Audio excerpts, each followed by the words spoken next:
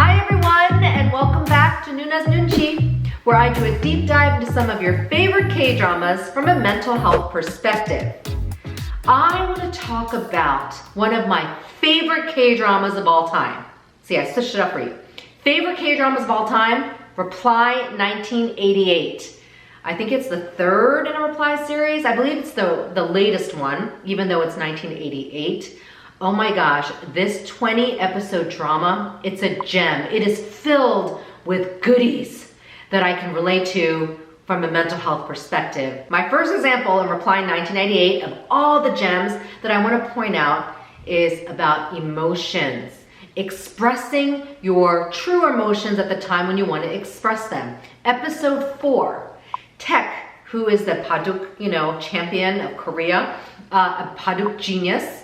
I really don't know how to play Paduk, do you? I mean, that's one of the things I want to learn. Anyways, he is on a losing streak. So he's been losing after being the champion and winning, everyone expecting him to win. Let's talk about how he deals with it. I'm talking about expressing emotions in a way that is healthy. This is why I created the cultural competence framework, because it's about promoting healthy emotionality. Healthy emotionality, which is a difficult concept in some aspects of our culture, the Asian culture specifically, because it's not a very expressive culture. Verbally, non-verbally, probably more so non-verbally, but still it's very important to express your emotions when you're feeling them. Obviously in a way that's productive. So if you're angry or frustrated, I don't want you to literally throw something, break a glass, hit somebody, though that can happen. I want there to be healthy coping mechanisms, which is why it's important to express your emotions as you're feeling them and to validate them yourself, saying, hey, I am upset, I am angry, I am sad about this, I'm frustrated, I'm hurt. Well, Taek, going back to what he's experienced, he's on a losing streak. So it doesn't feel good, especially when you're used to winning and he's the champion. So I want to break down how the parents, Taek's dad, the neighborhood parents deal with Taek's losing streak and his friends. Two different ways of dealing with Taek's losing streak. Let me explain. The parents. Now, their intention, as we can see from the drama, this is what I want to tell you, folks. When you want to understand your parents' perspective, take a look at this episode 4, Reply 1998, knowing that maybe it's difficult for your parents to show their expression based on their cultural upbringing, understandably so, right? That's how they were raised. They're not there to show empathy. That's not a big part of our culture. Definitely it exists. Chung is a big part of that. I love that word. That just strong relationship and affection for one another, that's there. But just to express that emotionally, verbally, especially, even non-verbally, is difficult in our culture. And so I want you to look at the parents' point of view, and you saw that they feel for Taek, that they feel sorry that he's having that losing streak. They understand he's struggling. They get it. Definitely, you see that behind the scenes, right? I'm asking kids, adult kids, young kids, to understand that the parents were grappling on how to basically protect him. They did it for his own good. They were trying to okay, let's not mention it. Let's not talk about it. Let's not bring it up at all. That's what they said. But they didn't mean it in a callous way, which is how some kids tend to think about their parents when their parents don't bring up things, right? I'm talking about if something is disappointing to you, a disappointing event, you don't win something, you don't do well at something, it's not mentioned, but you want some sort of mention, right? You want the empathy, you want the validation. Now, let's talk about the reaction from his friends. I want to point out that I believe this is a healthy way of expressing emotions. What the friends did, I love the scene actually in episode 4. They come charging into his room like normal. You see Taek morose down, kind of like, gosh, it sucks to be me. I'm losing, what good am I? That kind of thinking is going through his head, right? He's discouraged, disappointed, angry, frustrated. And the friends come barging in. Hey, what's up? Yeah, I heard you lost. It's really funny. Great way of expressing, trying to just really be real about things. Instead of walking on eggshells, sideswiping the issue, not discussing the elephant in the room, not expressing the emotions, ignoring it, right? A lot of typical things of our culture. They addressed it head on. What did they do? They told him to get it out his frustration, curse. They said to him, you do it too. Say, F this, F that, this sucks, right? And they did, and guess what? Taek was at first a little bit taken aback, going, what the heck are they saying? They're actually making me, they're kind of bringing salt into my wounds, making me feel worse. I actually don't want to talk about the fact that I'm on a losing streak, feeling bad about myself. And then they come barging in and telling me that I should be winning and that they know that I lose sometimes. That's horrible. But then they say, yeah, it feels crappy, right? Well, admit it and shout it out to the treetops, how frustrated you are, and let it all out. Express the emotions you're feeling at the time you're feeling them, and that's what they have him do. So he drops the F-bomb and says, F this sucks, blah, blah, blah. It's awesome. And guess what? It helps him. We see that.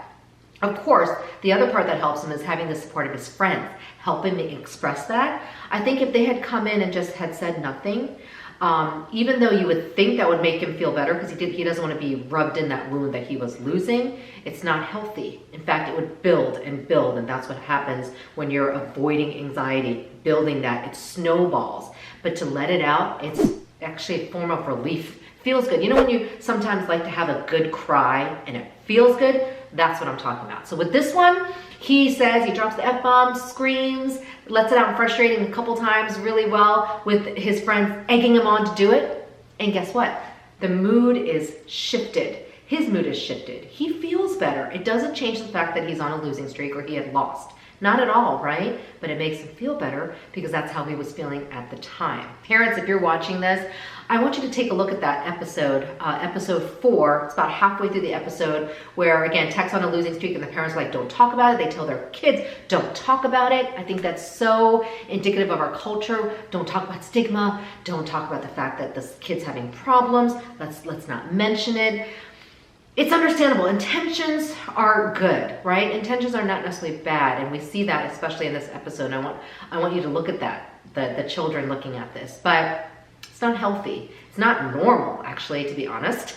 A lot of my work, especially working with Asian American families, helping parents and kids express effectively for the sake of preventing and managing poor behaviors that come out of that. That anger that can arise because you're holding it in, it's not healthy. It doesn't make you feel good. And then you say things in your anger, right? And I go back to the brain and how you need to have that oxygen and breathing that out. So when you're expressing your emotions at the time you're feeling them, you're breathing out effectively. This stinks. I feel terrible. I should not be losing. I should be winning. All that stuff that Taek wanted to say that he let out, and those F-bombs. Funny scene and very, I think, unconventional scene, I think, but the friends helping him cope and then for him able to be moving on and move on. Not saying, again, it doesn't change the fact that you lost or you're losing, or again, he could lose again, but to express that frustration, the disappointment, the anger, the sadness, maybe, feeling like you let people down, that's all normal. We all experience that. That goes back to the culture of stressors in our culture as we've acculturated here. It's very different in American culture. We're more expressive, right? But you have to be able to adjust based on your environment. It's called epigenetics, right? Your nurture versus nature. All of that nature, yes, it's there, but the nurturing needs to come to have a healthy balance.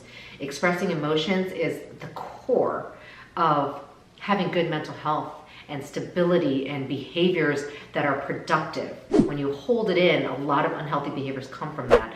On a side note, I feel like a lot of things I see with the youth, children, adolescents especially, well, self-harm, cutting was big, still big, but it was really big at one point because people were just suppressing things, holding it in, and then when you start cutting yourself, you don't feel it. Because you've held in so much that's unhealthy. I want to bring that out. And this is a note to parents to look out for things like that. Let your kids express the emotions effectively at the time they need to, just like you need to. You can show kids your disappointment, your sadness, your frustration, not feeling good physically, emotionally. That is all normal. That's how we should be living, right? Again, productively speaking, in a way that's healthy. When you hold it in, you blow up. And then turns out to not be healthy. That's why anger is really big in our culture, because people hold it in so much and they get frustrated and snowballs. In that one scene, I believe if Taek had held it in, I believe he could have continued losing because of that frustration. When you hold it in and then you end up snowballing, certain things come out of your behavior, frustration, anger, I should be winning. He let that out, was able to move on from that losing streak to continue winning.